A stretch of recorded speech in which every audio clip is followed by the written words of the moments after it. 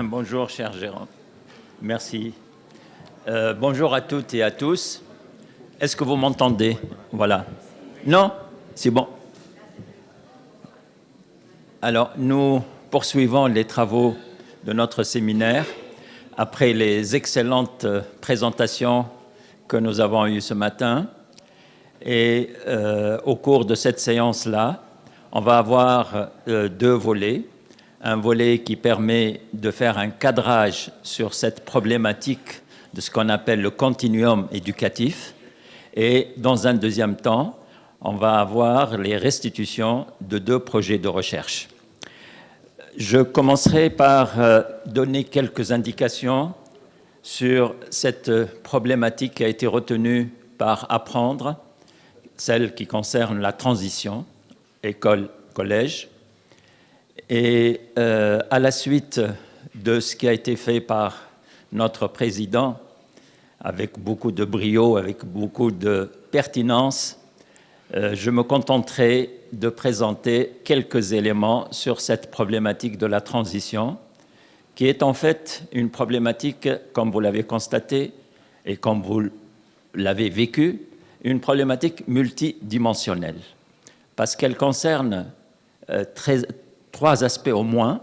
L'aspect institutionnel, en rapport avec tout ce qui est organisation institutionnelle, organisation liée à la politique éducative du pays, des aspects que je dirais, que j'appellerais infrastructurels, en rapport avec cette transition au niveau de l'espace, au niveau géographique, des transitions aussi au plan curriculaire, quelle est justement l'approche qui a été retenue dans ce premier cycle, dans le second cycle, ou bien dans le premier palier, le deuxième palier, et aussi une dimension didactique qui concerne directement les disciplines, et puis une dimension évidemment linguistique lorsqu'il s'agit d'une transition, d'un passage d'une langue à une autre, une langue d'enseignement à une autre langue d'enseignement. Et cette problématique se réfère donc à des domaines qui sont bien corrélés, bien en interaction, et avec des interventions et avec des dispositifs qui sont différenciés selon les pays. Et cela interpelle évidemment des domaines tels que l'aménagement de l'espace éducatif, c'est-à-dire l'environnement. On passe d'une structure relative à l'école primaire à une autre structure qui est différente, qui est celle du collège. Et puis, cela relève aussi du domaine de la planification de l'éducation, tout ce qui est gestion des flux des élèves, l'anticipation sur les carrières des enseignants, et puis des domaines qui sont liés à la sociologie de l'éducation, donc le passage d'un palier à un autre ou d'un stade à un autre implique des changements au niveau socio-culturel et puis au niveau psychologique par rapport à l'apprenant. Et puis toute la question aussi qui se pose au niveau des domaines qu'on interpelle, qui sont le domaine de la pédagogie. Donc lorsqu'on parle de l'approche curriculaire, cela a trait à la pédagogie générale, et puis tout ce qui a trait aussi à la didactique des différentes disciplines, y compris la question de la langue d'enseignement. Et vous avez constaté, d'après les présentations qui sont faites et d'après le programme, que les recherches qui vous seront présentées au cours de ces 3 jours ont tenu compte de ces interactions et ont pris en considération une diversité d'optiques et une diversité de mise en œuvre justement de la transition, à la fois dans ses aspects positifs et dans ses insuffisances. Et vous allez constater que les recherches, à travers des diagnostics contextualisés, vont mettre en évidence un certain nombre soit de traits de continuité, de continuation, soit de décalage entre les deux cycles et parfois des ruptures. Et c'est c'est l'objet effectivement de notre réflexion, qui permet d'alimenter à la fois la recherche sur la question, une recherche-action, et en même temps de fournir des éléments d'intervention possibles au système éducatif. Et c'est ainsi que le séminaire, ça a été présenté par Ebrahima, notre président, ce séminaire est structuré de façon à associer à la fois les chercheurs, les enseignants-chercheurs, les responsables des institutions, les responsables institutionnels, donc secrétaires généraux, directeurs des différentes structures du ministère, et aussi des PTF, des partenaires techniques et financiers. Et cela constitue vraiment cette synergie qui va alimenter notre réflexion au cours de ce séminaire. Comme je viens de l'annoncer, il s'agit donc au cours de cette première séance d'avoir deux volets. Le premier volet sera traité à partir de l'expérience et de la conférence de Xavier Roguirch que je vous présenterai tout à l'heure et qui est en ligne et que nous remercions d'avance pour avoir accepté d'intervenir, même à distance. On aurait souhaité qu'il soit avec nous. Et dans le deuxième volet va concerner donc la restitution des deux premières recherches, celle qui est coordonnée par le professeur Azo sur les transitions Burkina Faso, Cameroun, Côte d'Ivoire. Et là, vous voyez qu'il s'agit d'un projet multinational. Et puis la deuxième restitution se fera à distance, malheureusement, par le professeur Jean-Claude Bationo. Alors, pour introduire le premier volet, qui consiste à initier cette réflexion sur le cadrage, je dirais, conceptuel, épistémologique, théorique de la transition, le Conseil scientifique, lorsqu'il a élaboré justement le programme, a pensé à une thématique, une problématique qui est pertinente et qui est actuelle, qui est celle de ce qu'on appelle le continuum éducatif. Donc ce passage, ces liens entre les différents cycles. Et c'est une problématique, comme vous le savez, a été prônée, a été explicitée par les organismes internationaux tels que l'UNESCO, l'UNICEF et d'autres organismes qui ont inspiré, donc qui ont proposé des pistes d'intervention contextualisées par rapport à tel ou à tel contexte. Et donc, il y a eu une mise en œuvre qui est variable donc, d'un pays à un autre pour concrétiser cette notion de continuum éducatif avec tout ce que cela implique comme éducation gratuite, éducation obligatoire pour le cycle fondamental. Et comme vous le savez, et comme le montreront les recherches, il y a eu des expériences à partir d'études de cas, des expériences qui ont été engagées, des expérimentations plutôt, qui ont été engagées dans un ensemble de pays et qui peuvent apporter des éléments de partage pour d'autres pays. Et avec cette idée, ou avec ces tentatives de favoriser le rapprochement entre les cycles et d'assurer, d'avoir les meilleures conditions pour assurer dans des conditions de qualité cette continuité. Avec des recommandations, nous verrons cela que ces recommandations vont alimenter la problématique de la recherche sur cette question-là.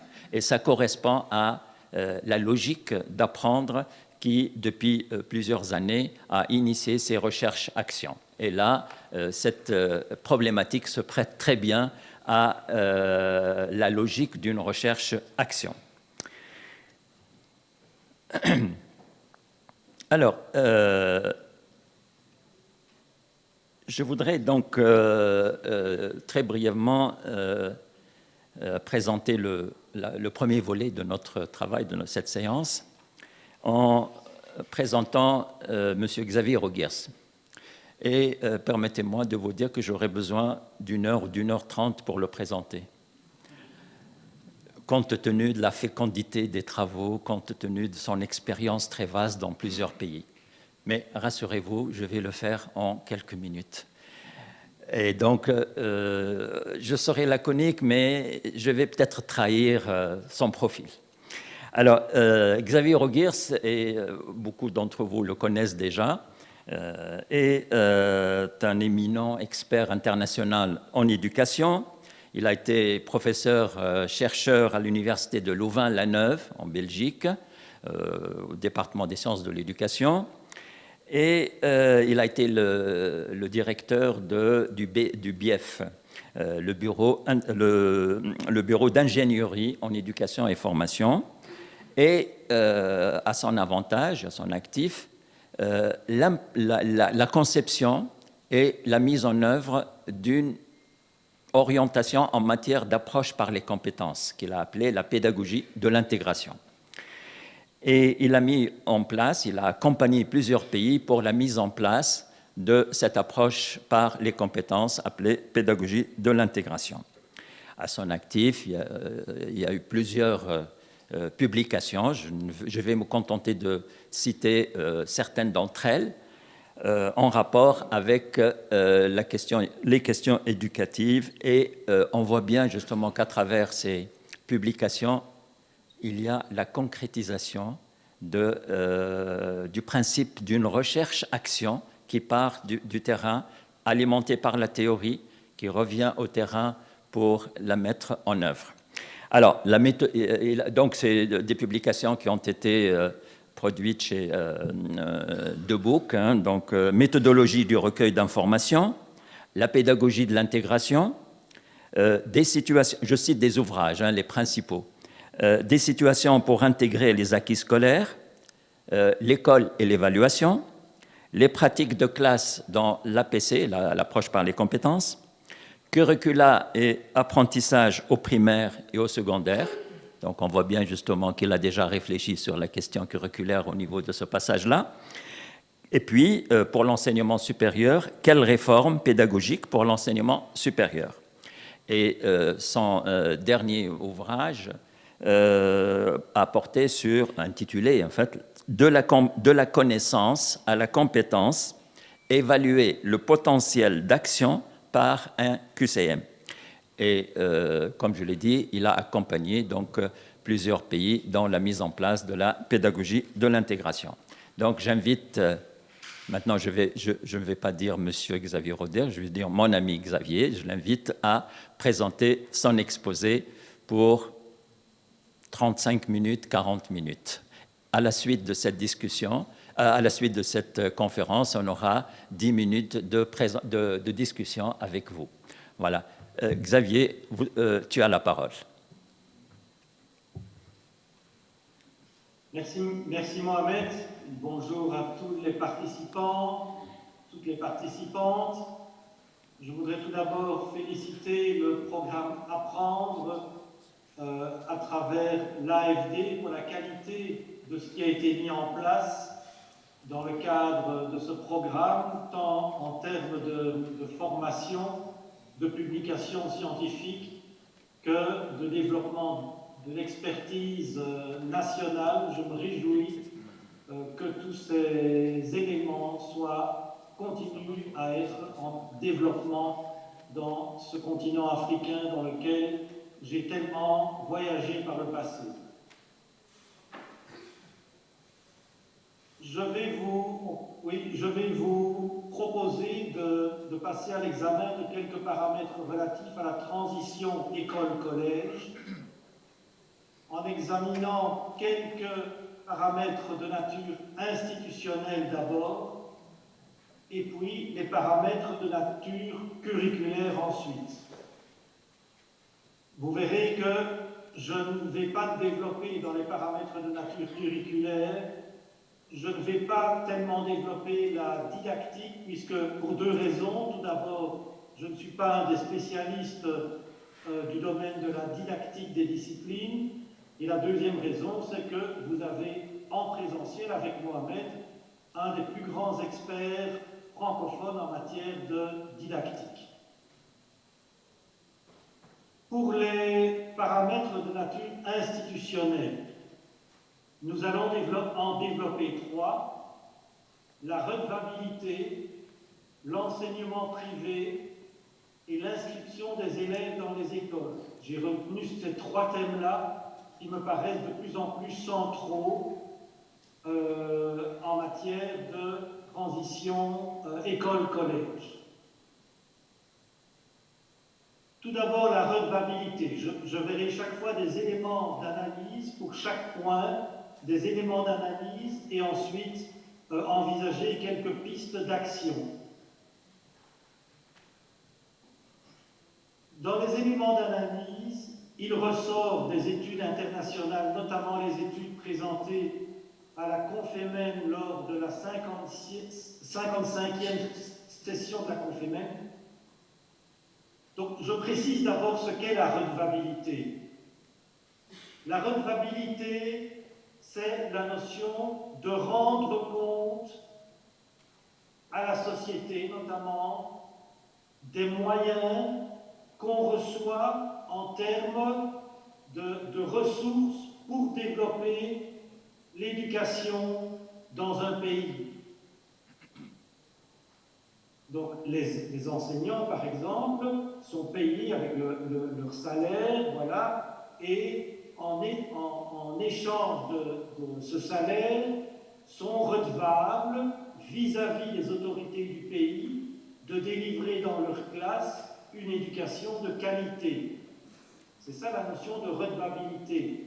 La notion de redevabilité ne joue pas seulement pour les enseignants, elle joue aussi pour les directeurs et directrices d'établissements, qui sont aussi redevables vis-à-vis de la société civile et redevables vis-à-vis des autorités du système éducatif, d'utiliser correctement, de manière efficace, de manière efficiente, les moyens qui leur sont alloués. Il ressort des études internationales que la redevabilité doit être pensée sur la base d'éléments que les acteurs peuvent maîtriser. Et donc, on ne peut pas demander à un enseignant, par exemple, d'être redevable d'aspects de l'éducation sur lesquels ils n'ont pas de prise. Par exemple, la formation, la sélection, le recrutement des enseignants, ils n'ont pas de prise là-dessus.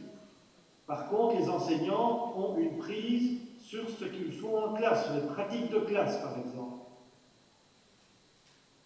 La redevabilité doit reposer sur la notion de plus-value. Un établissement scolaire qui a un niveau de performance élevé est tout aussi redevable vis-à-vis de la société qu'un établissement qui dispose de peu de moyens et qui est situé dans une zone moins favorisée. Troisièmement, il ne faut pas confondre contrôle avec des critères externes et la redevabilité qui relève d'un contrat entre deux parties. Et enfin, il ne faut pas confondre la redevabilité et l'excellence. Ce sont deux problématiques qui sont différentes. Deuxième vers où aller en matière de redevabilité. Quand on parle de redevabilité, il est nécessaire d'avoir un état des lieux actuel pour déterminer à partir de quel niveau de départ on peut constater ou mesurer des progrès. Autrement dit, je disais que pour un établissement scolaire d'un milieu plus favorisé, il est aussi redevable de continuer à progresser qu'un établissement scolaire qui est d'un niveau plus modeste et qu'il faut acter ce niveau modeste de départ et pour lequel on va tenir compte de l'état de départ pour voir s'il progresse également. Deuxième aspect important pour la redevabilité, il faut introduire et ou renforcer les principes de redevabilité à partir des niveaux hiérarchiques supérieurs et les étendre progressivement vers les niveaux hiérarchiques inférieurs. Autrement dit, l'exemple doit venir d'en haut. En termes de redevabilité, c'est d'abord vos responsables institutionnels, le ministre, les directeurs généraux, et puis les inspecteurs, etc. Et puis, ils doivent concerner les niveaux hiérarchiques inférieurs. L'exemple doit toujours venir d'en haut. Il y a des pays qui ont construit la qualité de leur système éducatif, comme la Finlande par exemple. Vous savez que c'est des pays qui ont construit la qualité de leur système éducatif en ayant un système de redevabilité à tous les niveaux qui était très poussé, avec une implication à tous les niveaux de cette notion de rendre des comptes. Deuxièmement, deuxième paramètre, l'enseignement privé. Une critique de l'enseignement privé qui revient très souvent, c'est son caractère souvent sélectif, mais qui, malgré tout, est à considérer comme une forme de richesse de l'offre d'éducation, mais seulement s'il est strictement régulé par l'État. C'est à l'État de mettre des règles de fonctionnement de l'enseignement privé pour qu'il puisse fonctionner de manière harmonieuse et complémentaire à l'enseignement public. Or, les structures de régulation actuelles sont souvent très peu efficaces. Et donc l'enjeu, c'est de transformer un cercle vicieux en un cercle vertueux.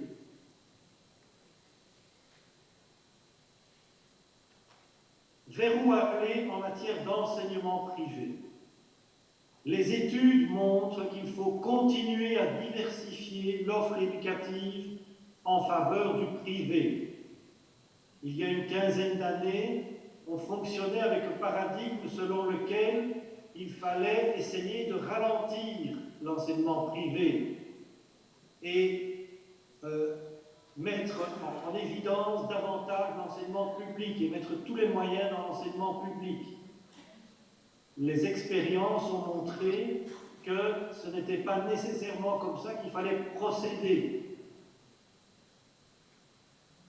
Et donc, il faut être conscient du fait que l'enseignement privé a un rôle important à jouer. Mais il faut réguler strictement le privé avec comme référence les valeurs de l'État en matière d'éducation. Il ne faut pas que l'enseignement privé puisse faire ce qu'il veut dans un pays. Et il faut mettre en place au niveau du ministère de l'Éducation, au niveau de l'État, une capacité de gestion suffisante pour assurer de manière efficace cette régulation. Donc je ne sais pas quels sont les pays dans lesquels il existe une direction de l'enseignement privé, mais il est nécessaire de gérer l'enseignement privé au niveau de l'État.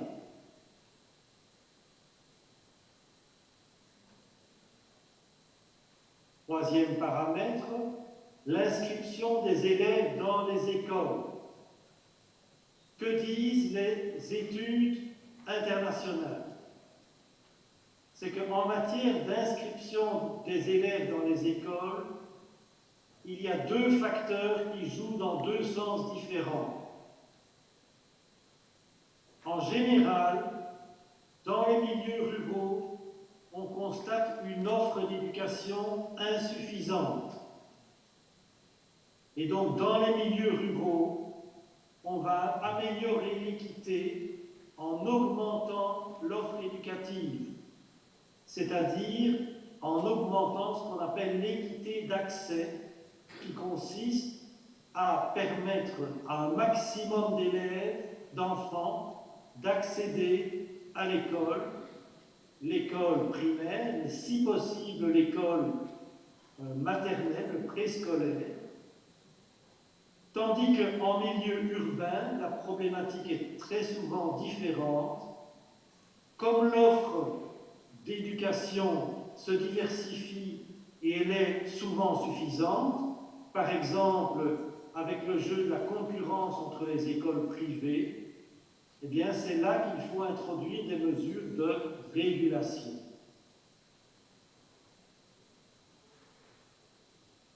Vers où aller? Dans les milieux ruraux, continuer à améliorer l'offre de formation et en diversifier les formes. Par exemple, lorsqu'il y a une initiative de créer une école préscolaire, qu'elle soit publique ou qu'elle soit privée, c'est toujours une richesse pour une région. Toujours une richesse. Évidemment, pour les parents qui ont moins d'argent, c'est mieux que ce soit une école préscolaire publique, mais toute école préscolaire privée peut rendre d'énormes services localement. Là où l'offre le permet, et notamment dans les milieux urbains, promouvoir la régulation des inscriptions par l'État pour des raisons d'équité.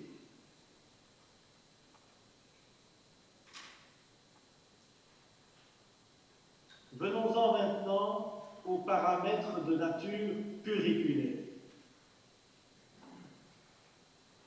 Là, nous allons aborder 8 paramètres de nature curriculaire: la conception des programmes, la notion de tronc commun, notamment de tronc commun qui couvre l'école et le collège, l'éducation de base, la philosophie des programmes scolaires, la gestion de l'hétérogénéité des élèves dans les classes, la langue d'enseignement, l'utilisation des technologies de l'information et de la communication et la préoccupation de développement durable.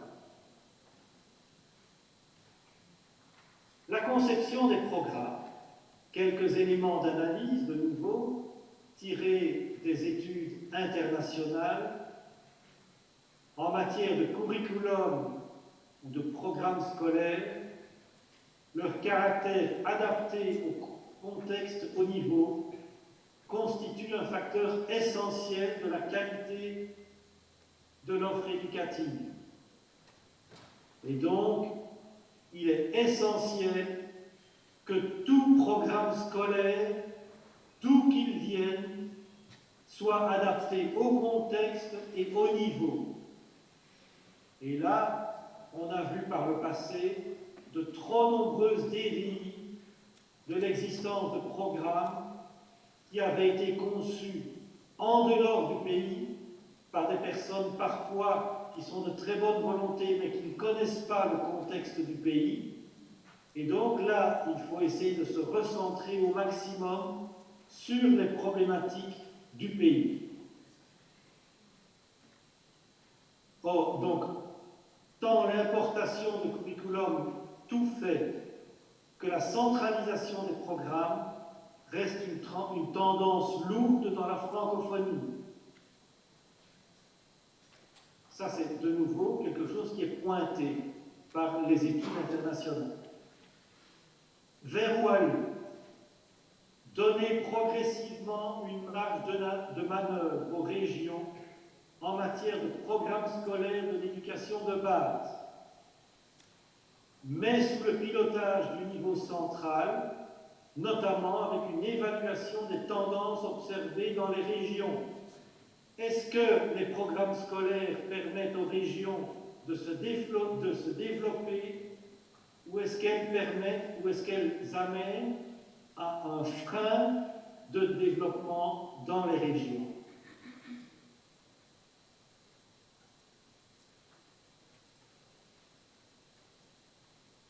Je considère qu'on peut avoir une marge de manœuvre jusqu'à 20 ou 25% pour l'école primaire, une marge de manœuvre dans les programmes qui serait laissée à l'appréciation des régions, et 10 à 15% pour le collège, avec une remarque très très importante: cette diversification des programmes ne peut jamais se faire au détriment de la langue d'enseignement.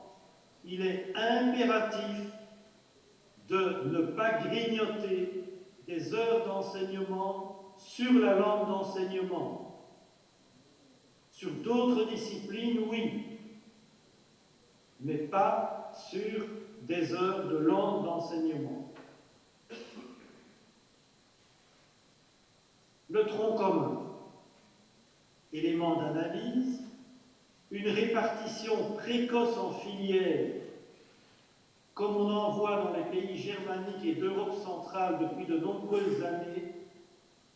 C'est une très bonne initiative qui est portée au nu sur le plan international, mais malheureusement qui produit en général davantage d'inégalités, même s'il existe quelques exceptions. Et donc, diversifier dans le sens d'orienter plutôt dans la scolarité est une source de renforcement des inégalités et de cloisonnement disciplinaire. Voilà ce qui est dit par les analyses internationales. Vous avez la bibliographie de ces analyses internationales dans les actes de la Confémène, de la 5e conférence de la Confémène. Vers où aller? Il est essentiel de diversifier les filières, mais seulement après le collège. Et donc éviter d'avoir une diversification des filières déjà au sein du collège. Deuxièmement, ne mettre en place que des filières où on peut contrôler le processus du début à la fin, une analyse des besoins de la filière, la formation et le recrutement des enseignants, l'existence de programmes, de manuels, de matériel didactique adapté, d'une évaluation pertinente. Tout ça sont des éléments du curriculum qui doivent être en place avant de mettre en place une filière au niveau de l'enseignement, que ce soit par exemple l'enseignement technique ou professionnel.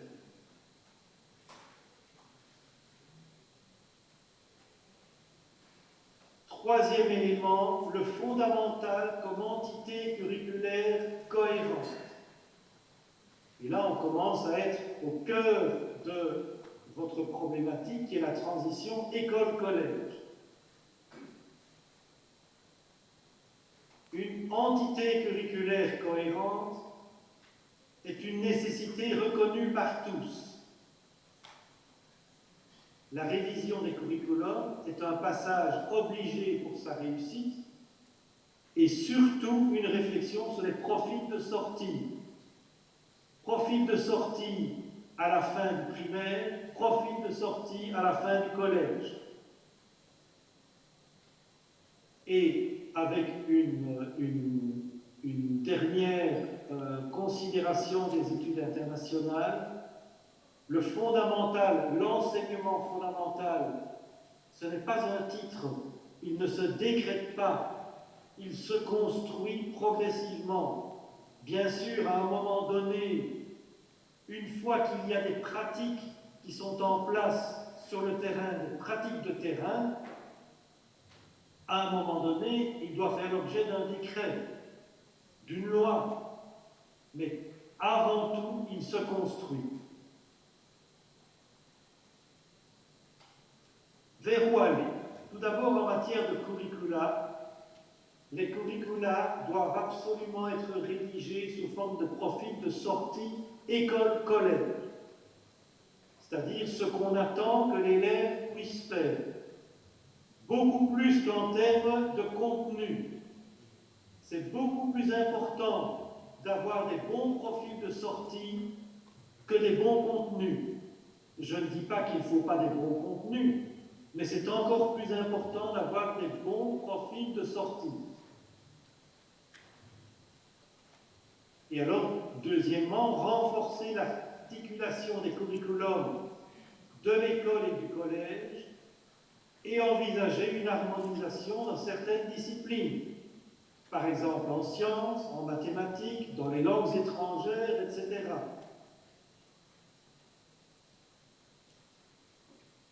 Vers où aller? Deuxième point, préparation à l'enseignement technique et professionnel. Il faut renforcer la transition primaire-collège ou école-collège en prenant dès le collège contact avec le monde du travail et en appuyant les initiatives locales ayant un caractère très concret. Donc ce n'est pas parce qu'il ne faut pas développer des filières techniques ou professionnelles pendant le collège qu'il ne faut pas déjà proposer aux élèves des premiers contacts avec le monde du travail. Également, promouvoir toute initiative visant à valoriser les élèves qui se destinent à l'enseignement technique et professionnel et à préparer l'insertion socio-professionnelle, par exemple, avec des formations à l'entrepreneuriat, etc. Il va y avoir dans les années qui viennent, et de plus en plus, une demande accrue pour des élèves qui sortent de l'enseignement technique et professionnel. Ce sont des filières d'avenir. Pensez-y. Il est loin le temps où, comme dans certains pays, on pensait qu'avoir un titre de l'enseignement général à la fin du secondaire était la meilleure garantie pour trouver de l'emploi. Ce n'est plus vrai aujourd'hui, et je dirais de moins en moins vrai. Et c'est le collège qui doit y préparer. La philosophie des programmes scolaires. Quelques éléments d'analyse des études internationales qui ont pointé l'intérêt des plans décennaux de l'éducation. Un temps suffisamment long, mais pas un temps infini non plus. Il faut pouvoir évaluer régulièrement un plan décennal de l'éducation. J'ai travaillé dernièrement dans un pays que je ne nommerai pas, qui se rend compte un peu tardivement que la réforme qui a été mise en place produit un certain nombre d'effets pervers qu'on aurait pu détecter si l'évaluation avait été menée 2 ou 3 ans plus tôt. Maintenant, c'est très courageux de leur part d'avoir osé évaluer leur réforme, mais ça aurait été beaucoup plus profitable pour tout le monde de l'avoir évaluée quelques années plus tôt. Autre élément d'analyse des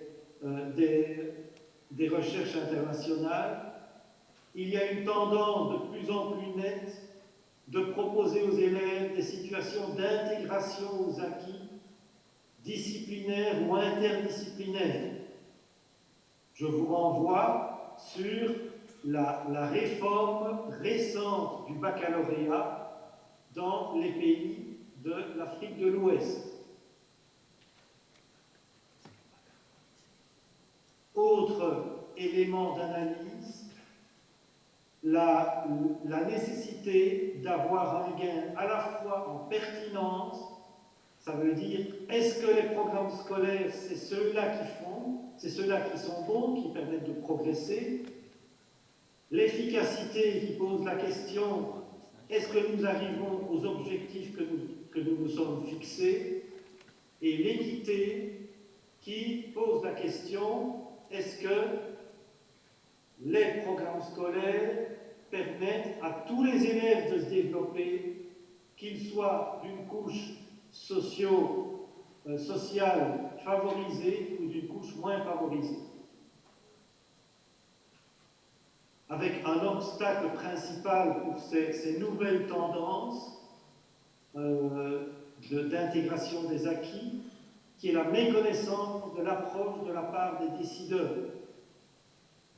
Parfois de la méconnaissance, dans certains rares cas, l'approche est connue, mais pour des raisons diverses, le passage à l'action n'est pas favorisé par les décideurs.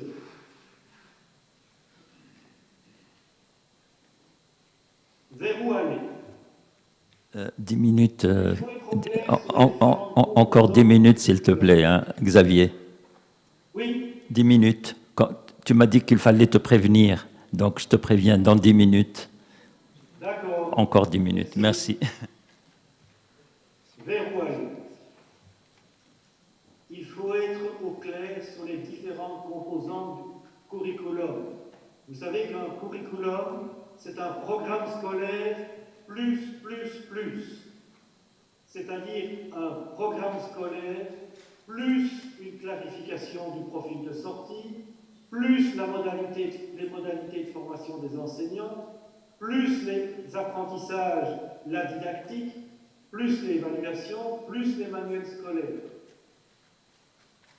Il s'agit de consolider les articulations entre ces composantes et en faire un tout cohérent et opérationnel en partant de ce qui est attendu au collège et puis de ce qui est attendu au primaire et pas l'inverse.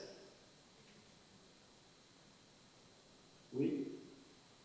Élargir la concertation à tous les acteurs du système éducatif, mais aussi à la société civile, aux partenaires sociaux et au monde académique. Diversifier la production des outils à l'échelle régionale et locale, mais en gardant les principes communs. Développer et renforcer l'expertise nationale. Comme j'ai vu que vous essayez de le faire, je m'en réjouis, au niveau du programme Apprendre. La gestion de l'hétérogénéité des élèves, élément d'analyse des études internationales, il existe une avancée dans la prise en compte des enfants à besoins spécifiques. On parle de plus en plus d'éducation inclusive.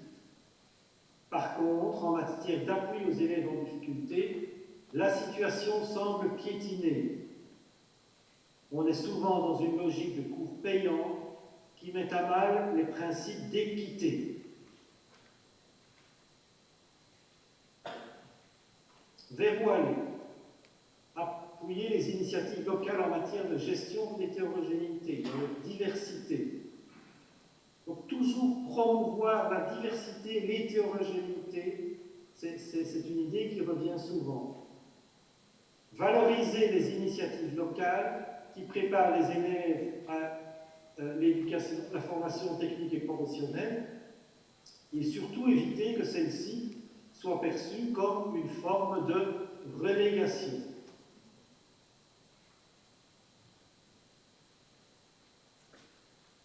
Très important, interdire par la voie législative que des enseignants dispensent des cours privés à leurs propres élèves, car ces pratiques tirent l'ensemble du système éducatif vers le bas. Également, mieux identifier les élèves à risque de difficultés scolaires, diagnostiquer pour mieux intervenir, toujours le plus en amont possible. Et si possible, agir dès le préscolaire, parce que c'est là qu'on a le levier le plus puissant pour répondre à des difficultés scolaires importantes des enfants.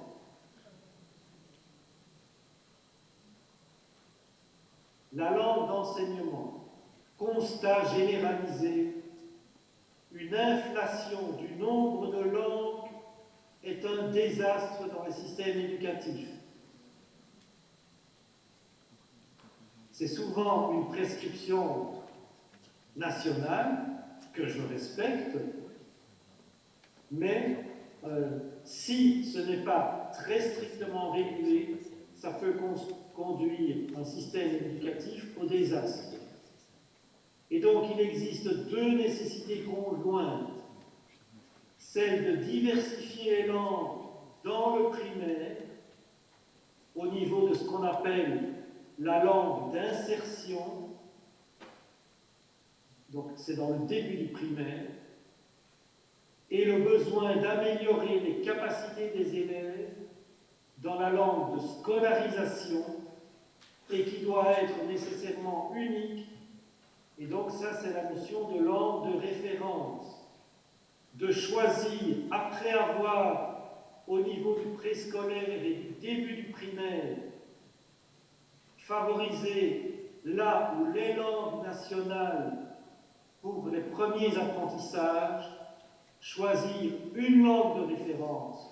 Par exemple, au Cameroun, c'est le français ou bien c'est l'anglais, mais ce n'est pas les deux, et se tenir à la langue de référence, à cette langue d'enseignement. Vers où aller? Comme je le disais, privilégier une langue d'insertion en tout début de scolarisation, en termes de langue maternelle, ainsi qu'en cas d'absolue nécessité, une deuxième langue maternelle, selon les contextes et les lois en vigueur dans le pays, mais privilégier une langue unique de scolarisation pendant les 5 années des apprentissages de l'école primaire. C'est la notion de langue de référence.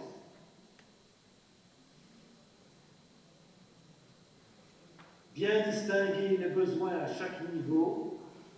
4 à 6 ans, diversifier les langues dans le préscolaire en termes de langue d'insertion. 7 à 11 ans, mettre tout l'accent sur la maîtrise de la langue de scolarisation, la langue d'enseignement. Et introduction prudente de langues étrangères et ou retour des langues nationales à partir du collège. J'espère avoir été clair sur ces propositions. Oui. Pour une bonne orientation, privilégier une étude sur le rôle des langues sur le plan pédagogique, menée en dehors de toute considération politique, et je vous conseille de prendre appui sur le programme Élan, qui a été mené par l'OIF et d'autres partenaires. L'utilisation d'éthique. Là aussi, je me réjouis de voir qu'il y a eu une formation au niveau de l'AFD et de l'AUF sur la formation de 5000 enseignants en TIC et la production de 50 experts qui vont agir dans les pays. Je me réjouis vraiment de cette initiative. Mais les études internationales rappellent que la tendance générale est de privilégier l'éthique comme outil au service d'autres disciplines, au-delà d'une initiation qui peut se faire au sein d'un cours dédié à cet effet. Rappelez aussi que la technologie commence à donner des éléments de réponse à la question du déficit en alimentation électrique grâce à l'appui de certaines ressources comme les dynamos, l'énergie solaire, etc., etc. Vers où aller? Valoriser toute initiative visant à rendre l'éthique accessible aux élèves, en particulier les plus vulnérables. Entre parenthèses, vous aurez compris, équité. Mais efficacité aussi, mais équité aussi. Promouvoir l'utilisation d'éthique comme un outil au service des disciplines plutôt que comme une nouvelle discipline. Utiliser l'éthique dans la gouvernance du système éducatif et comme médium dans la formation initiale et continue des enseignants. La préoccupation de développement durable, élément d'analyse, et j'en termine avec ce point-là. Il y a une prise en compte du développement durable dans les curriculums, c'est nouveau pointé par les études internationales, mais ceci ne veut pas dire que l'on observe des changements de comportement des élèves, et je dirais et des enseignants, et des directeurs et des directrices, et des inspecteurs. Est-ce qu'un inspecteur, un directeur, est celui qui va jeter ses déchets, par exemple, dans un tri de poubelle? Ou est-ce que c'est quelqu'un qui se permet de jeter quelque chose n'importe où dans la cour de l'école quand personne ne le voit? Absence de lien de ces apprentissages avec l'évaluation ou un profil de sortie. Les dimensions sociales et éthiques devraient faire l'objet d'un traitement spécifique. Oui. Vers où aller? De nouveau, appuyer toute initiative locale visant au développement durable en évitant d'affaiblir les apprentissages fondamentaux. Et les apprentissages fondamentaux, je vous rappelle, ce sont ceux qui se rapportent au profil de sortie et en particulier à la langue d'enseignement.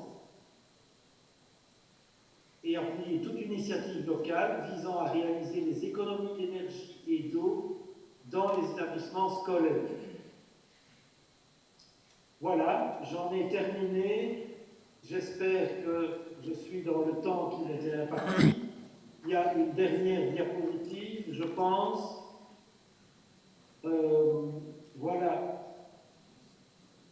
Afin de garantir progressivement un socle commun de connaissances et de compétences dans le fondamental, il faudrait commencer par envisager un projet d'évaluation des acquis des élèves sur la base de situations complexes dans un continuum entre l'école et le collège. C'est la notion de profil de sortie qui va axer l'évaluation sur l'atteinte du profil de sortie par chaque élève. Et en améliorant la compétence de l'élève à traiter les situations complexes, le système éducatif renforcerait l'accès au secondaire, valoriserait et dynamiserait l'enseignement et la formation technique et professionnelle. Je vous remercie et je serai heureux de répondre à quelques questions de la salle. Merci beaucoup.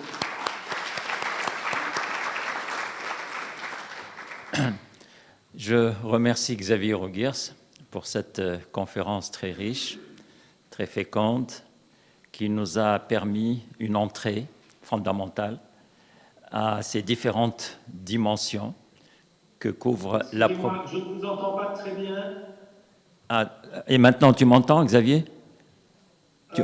Oui, c'est mieux. D'accord. Je reformule très brièvement ce que je viens de dire sur les qualités de ton exposé. Donc, c'était vraiment une conférence très riche qui permet d'avoir cette entrée à plusieurs dimensions, en insistant en particulier sur les aspects curriculaires, sur les aspects institutionnels, sur les aspects de l'évaluation aussi. Et la qualité que je peux dégager de cette conférence, c'est qu'elle est partie d'un ensemble de constats, d'éléments de diagnostic rattachés à des orientations déduites et dégagées des études internationales. Et ça permet de couvrir justement cet ensemble de dimensions liées à la transition école-collège. J'ai aussi apprécié le fait que Xavier Rogiers a réfléchi sur le passage du collège vers le lycée. Et c'est une autre transformation, et du lycée peut-être vers l'université. Donc c'est une autre catégorie de transition. Et ce qui a été présenté a été réellement alimenté par des études de cas, par les expériences qu'il a vécues en tant qu'expert et en tant que chercheur. Et je merci encore une fois, Xavier, pour cette excellente présentation. Alors maintenant, on va avoir une dizaine de minutes pour écouter les différentes réactions des participants. Voilà, le débat est ouvert. Excusez-moi, est-ce que je pourrais avoir le grand écran, la salle sur mon grand écran, plutôt que le PowerPoint? Oui, tu connais très bien le PowerPoint, mais tu ne connais pas la salle. Oui, alors est-ce qu'il y a des questions? Est-ce qu'il y a des réactions? Est-ce que quelqu'un peut... Voilà.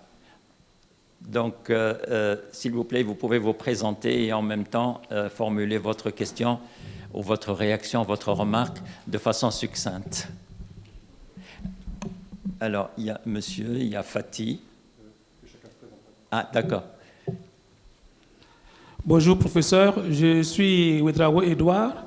Je suis le responsable général Afrique de l'Ouest du programme Apprendre. Je suis basé à Dakar.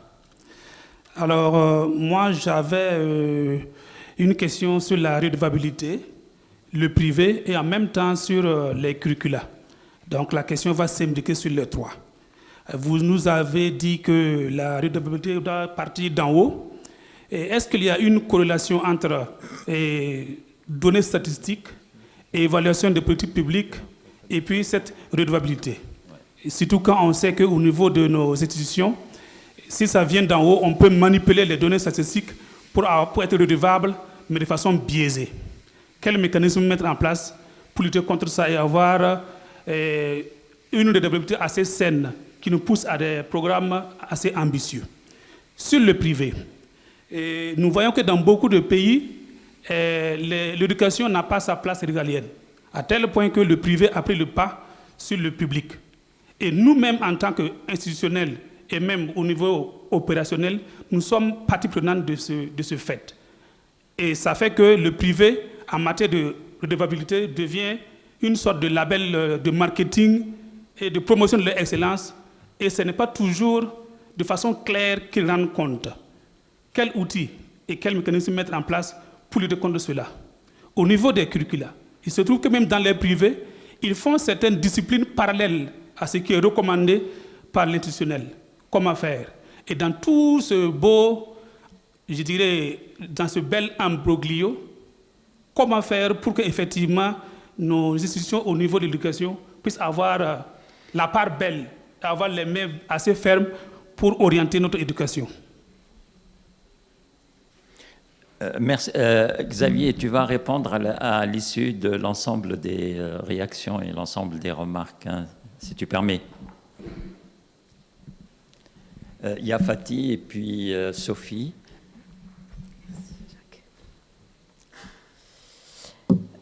Bonjour.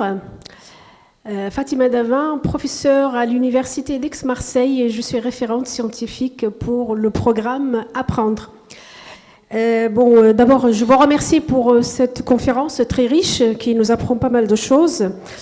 J'ai une petite question concernant votre partie en ce qui concerne la langue d'enseignement.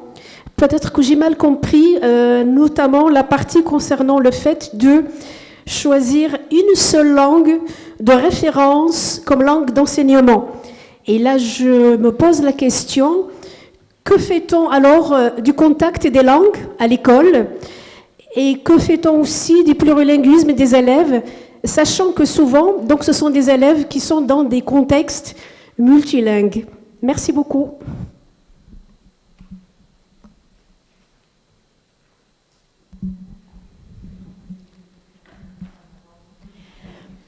Bonjour, Sophie Babot, membre du CS d'Apprendre. Je vous remercie pour votre présentation. Je voudrais rebondir sur ce que Fatih Davin vient de dire. Je me pose également des questions concernant les notions de langue d'insertion, langue de référence. Il y a des études qui montrent que les langues d'insertion peuvent avoir un rôle qui va largement au-delà du tremplin vers ce qu'on peut appeler la langue de référence, ou ce qui a été appelé la langue de référence.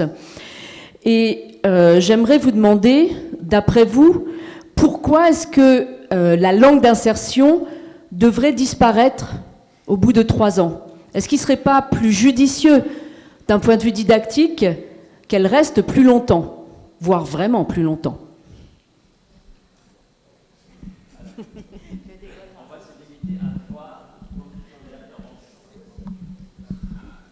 Merci, professeur. Je me nomme Jean-Paul Marcel Mbada, inspecteur général des enseignements au ministère des enseignements secondaires du Cameroun.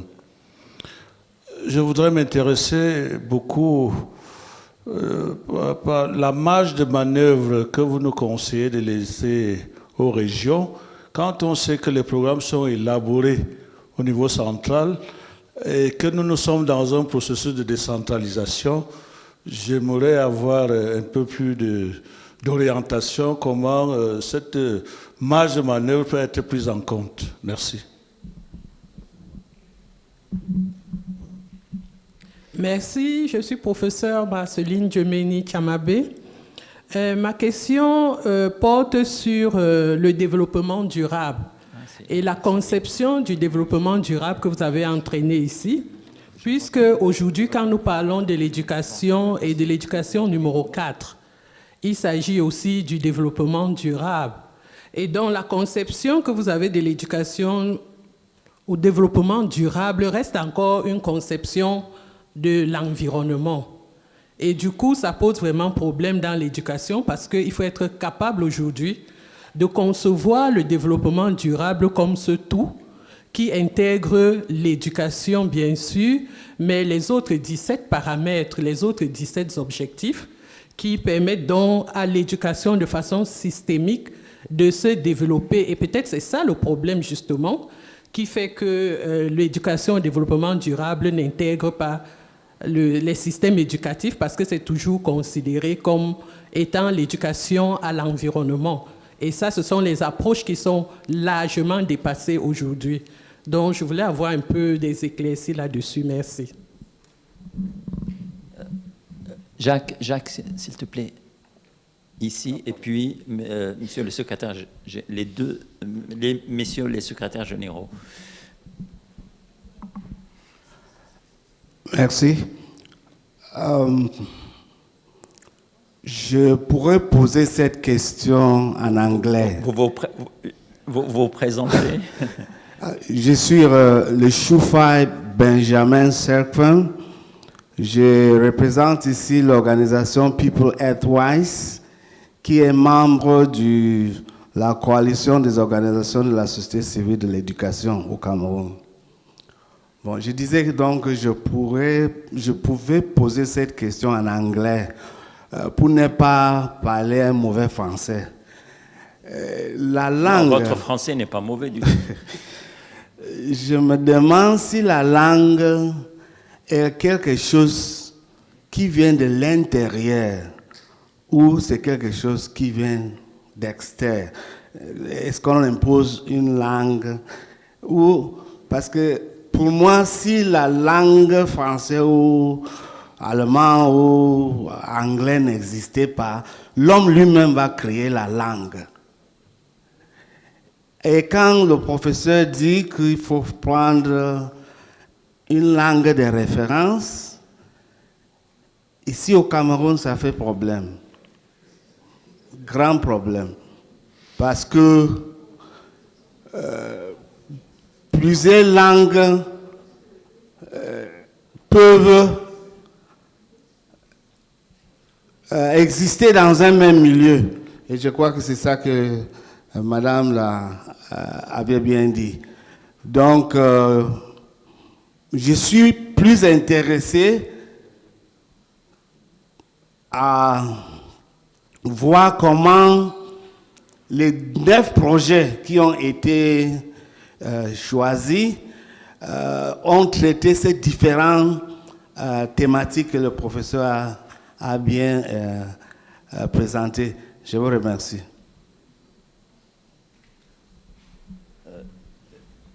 Oui, monsieur le SG. Lequel des SG qui va parler? Selon l'ordre alphabétique. Oui, merci bien. Je m'appelle Cyril Aïnamon, le secrétaire général du ministère de l'enseignement du second degré du Bénin. Dans la présentation du professeur, il y a un titre qui est enseignement privé. ce que je voulais dire, ça peut être regardé comme une contribution si ma conception est vraie. Mais elle devient une question lorsque ma conception n'est pas vraie. Pour moi, il n'y a pas d'enseignement privé. Il y a au fait enseignement. Et on peut dire maintenant, et c'est l'État qui est le garant de l'enseignement. Et maintenant, pour mener cet enseignement, il y a les établissements publics d'enseignement. Et les établissements que l'État n'a pas bien, là où l'État n'a pas les moyens pour pouvoir promouvoir ce qu'il faut en matière d'éducation, là, les privés prennent la relève. Et là, nous allons parler d'établissements privés d'enseignement. Alors, donc c'est ça. Merci bien. Bien, merci. Moi, c'est Mohamed Seyd Farah, secrétaire général du ministère de l'Éducation nationale et de la promotion civique du Tchad. Ben, je voudrais dire un petit sentiment sur la question d'éthique. Parce que chaque fois qu'on parle d'éthique, moi je frémis. Parce que je prends la situation du Tchad, où nous sommes 1 284 000 km², avec 50% de désert et 1 million de réfugiés soudanais. Dont 75% de femmes et d'enfants. Et comment est-ce que je peux faire donc avec cette couverture Internet carrément insignifiante, avec la couverture d'électricité proche du nul? Alors chaque fois que vous parlez d'éthique, en pensant que vous êtes déjà dans l'intelligence artificielle, alors que moi je n'ai pas décollé du plancher. Je pose la question à tout le monde pour qu'on puisse également réfléchir ensemble. Merci. Merci beaucoup pour vos interventions bien ciblées et bien pertinentes. Et je sais que Xavier Rogirs va y répondre en 5 minutes.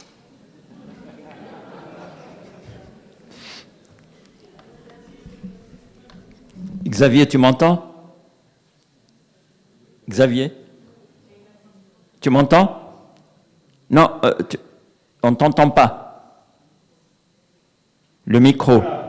Voilà. Ce que je viens de dire, je ne vais pas le censurer. J'ai dit que à la suite de ces... Ah, ça va. Très bien. Bien. C'est un véritable défi de répondre à toutes ces questions les plus intéressantes les unes que les autres, et tout ça en 5 minutes. 6 minutes. 10 minutes, ça c'est déjà un peu mieux. Merci, moi. Alors, la première intervention sur l'enseignement privé, et je joindrai les deux interventions sur l'enseignement privé, pose la question, l'une sur le fait que, si j'ai bien compris, c'est un pays que je n'ai pas pu très bien identifier, mais où l'intervenant disait qu'il n'arrivait pas à endiguer le développement fulgurant de l'enseignement privé. Vous savez, je vais vous dire que en Belgique, en France, en Suisse, partout en Europe, nos États sont en train d'être sous la coupe des puissances multinationales qui dictent leur volonté en matière de fonctionnement et que nos États ont de plus en plus de mal à faire valoir leur voix dans ce concert de technologies, de nouvelles technologies de plus en plus sophistiquées les unes que les autres, et nos États n'ont pas les budgets pour pouvoir contrer ce flux de nouvelles technologies.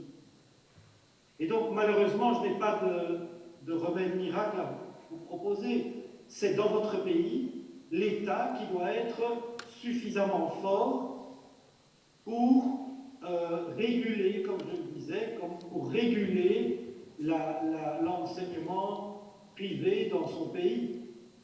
Il n'y a pas d'autre moyen, il n'y a jamais une instance internationale qui va dire mais arrêtez de développer l'enseignement privé. C'est au sein de votre pays qu'il faut le faire. Et l'intervention de M. Cyril Bénin, au Bénin, d'après l'intervention de M. Cyril, les choses ont l'air de se passer de façon plus harmonieuse. Donc, mettez-vous en relation l'un avec l'autre et voyez peut-être ce qui s'est fait au Bénin et qui fait que les choses ont pu se faire de façon plus harmonieuse.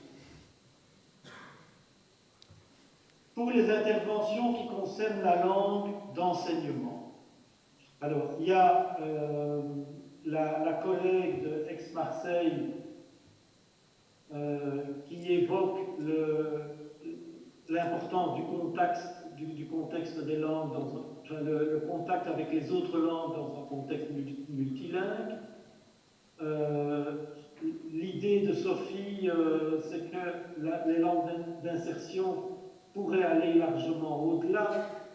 Il y a encore un monsieur dont je n'ai pas retenu le nom, qui pose une question sur laquelle je viendrai. Est-ce que la langue est quelque chose qui vient de l'intérieur ou de l'extérieur?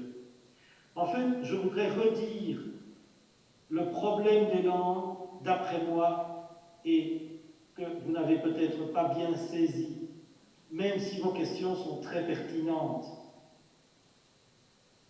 C'est qu'on peut choisir théoriquement n'importe quelle langue d'enseignement. On peut choisir le français, on peut choisir l'anglais, on peut choisir l'arabe, on peut choisir le kiswahili, on peut choisir les Wando. N'importe quel. Mais il faut être conscient qu'il faut aller jusqu'au bout du choix d'une langue. Et aller jusqu'au bout du choix d'une langue, c'est courir le risque d'avoir dans un pays une langue d'enseignement qui n'est pas une langue parlée par les enfants quand ils ont 7 ans.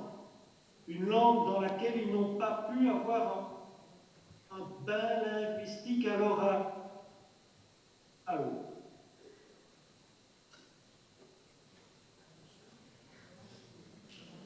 C'est pas moi qui ai censuré. Proposition d'insertion comme langue d'enseignement, c'est très bien de choisir par exemple le kiswahili comme langue d'enseignement. Mais est-ce que vous allez alors développer toute la scolarité en kiswahili, y compris au niveau du lycée, dans l'enseignement supérieur, etc. Il faut être cohérent dans les choix qu'on pose. Et donc, je voudrais recentrer le débat sur l'absolue nécessité, quand on commence avec la langue d'enseignement, que tous les élèves maîtrisent la langue d'enseignement au moins à l'oral. Et donc, il y a plusieurs façons de s'y prendre pour le faire. Je ne dis pas que dans certains pays, ces conditions ne sont pas remplies. Mais si la langue d'insertion se développe jusqu'à 7 ans, et qu'à 7 ans, on vient avec une langue d'enseignement, de référence, qui est vécue par la moitié des enfants comme une langue étrangère, c'est une catastrophe pour le pays. Donc de nouveau, ce sont les choix politiques qui doivent être décidés sur place, mais qui se doublent d'un choix pédagogique, parce que sinon, c'est comme si on tuait dès le départ tous les enfants qui n'ont jamais eu l'occasion d'avoir un bain linguistique dans la langue d'enseignement. J'espère que je suis clair. Et pour monsieur qui disait, est-ce que cette langue doit venir de l'intérieur ou de l'extérieur? Eh bien, j'ai donné la réponse.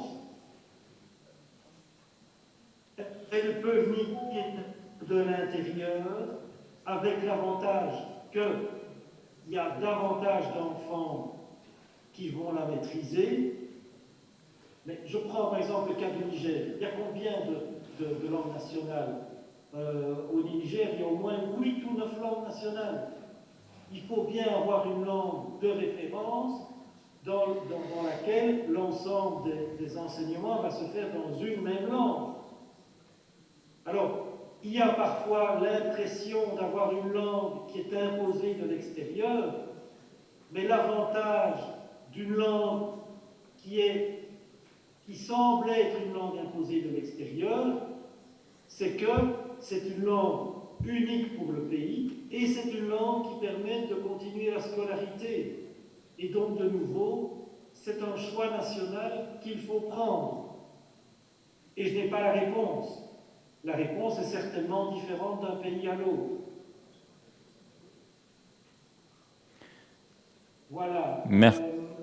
La question de la marge de manœuvre aux régions, comment faire? Mais là aussi, vous avez dans votre assemblée des pays qui ont réussi à donner une large part à des curricula régionaux dans leur programme, mais essayez d'échanger avec les pays qui ont des expériences réussies dans le domaine. Moi, je ne peux pas vous donner des recettes de nouveau, des recettes toutes faites. C'est un peu le même problème que langue d'insertion et langue de référence. Au niveau du développement durable, Madame qui s'est exprimée et qui dit que le développement durable doit être vu comme un tout et doit se développer de façon systémique. Exactement, c'est exactement ce que j'ai dit quand j'ai dit que dans les constats à l'échelle internationale, l'éducation durable reste trop souvent limitée à un cours d'environnement, mais que ça n'amène pas les élèves, et j'ai même dit les enseignants, les directions, à modifier leur comportement de façon durable. Et c'est ça l'enjeu, madame. Vous avez tout à fait raison. Maintenant, se pose la question de savoir comment faire, parce qu'il ne s'agit pas de l'édicter comme un principe, mais il faut l'inscrire dans un curriculum du changement durable. Et ce n'est pas simple. C'est même pas tellement une question de connaissance, mais c'est une question de formation des enseignants, d'évaluation, de manuels scolaires, etc., etc. C'est énorme comme programme, mais c'est une intention qui est éminemment louable. Quant à l'intervention du secrétaire national du Tchad, je vais dire à monsieur, je vous comprends, mais de nouveau, je n'ai pas de réponse. Sauf peut-être un élément. J'espère qu'un jour, sur cette planète irresponsable, peuplée d'irresponsables, on va redonner une place à l'apprendre à penser. Et là, peut-être que des initiatives comme l'école à dos de chameau, comme on la pratique en Mauritanie, va, avec tout son potentiel d'apprentissage sur un dos de chameau, d'un maître à son élève, avec zéro comme technologie, va retrouver tout son sens. Et peut-être qu'au Tchad, on peut s'inspirer de ce type de pratiques qui paraissent aujourd'hui anachroniques, mais qui peut-être dans 10 ans vont paraître comme une solution géante. Parce que toutes les soi-disant solutions, avec la montée de la mondialisation, avec les crises à venir qui se préparent, toutes les autres solutions vont se montrer progressivement caduques. Je ne peux pas, voilà, je n'ai pas ma boule de cristal, mais nous vivons aujourd'hui, malheureusement, dans un monde où tout peut arriver. Et dans un pays comme le Tchad, avec vos distances énormes, etc., gardez vos valeurs. Et justement que l'absence de pénétration de la technologie soit une opportunité pour vous de développer les valeurs culturelles ancestrales du pays, parce qu'un jour, je suis persuadé, elles retrouveront la place qui leur revient. Merci. J'espère n'avoir oublié personne et je vous souhaite vraiment une excellente prolongation de ce matin. Merci Xavier. Les activités de notre séminaire avancent à pas de chameau, mais à pas sûr. Et je voudrais donc réitérer mes remerciements à Xavier Eurogears pour cet apport, pour ce cadrage qui nous permet d'aller justement dans les différentes dimensions qu'il a essayé de présenter avec beaucoup d'efficacité, avec beaucoup de brio. Et je pense que les réponses ont permis aussi d'alimenter la réflexion qui a démarré avec beaucoup de qualité. Alors nous passons maintenant au deuxième volet de notre... Merci encore Xavier. Hein. Et tu peux nous accompagner, hein, tu peux rester à distance, je suppose. Je vais vous laisser parce que j'ai un programme très chargé. Très bien, bon travail. Donc nous poursuivons les travaux de cette séance avec le deuxième volet concernant la restitution de deux projets de recherche. Et j'invite mes collègues, donc le professeur François-Joseph Azot. Donc j'invite le professeur Azot. Et puis mes collègues du conseil scientifique, Mathias.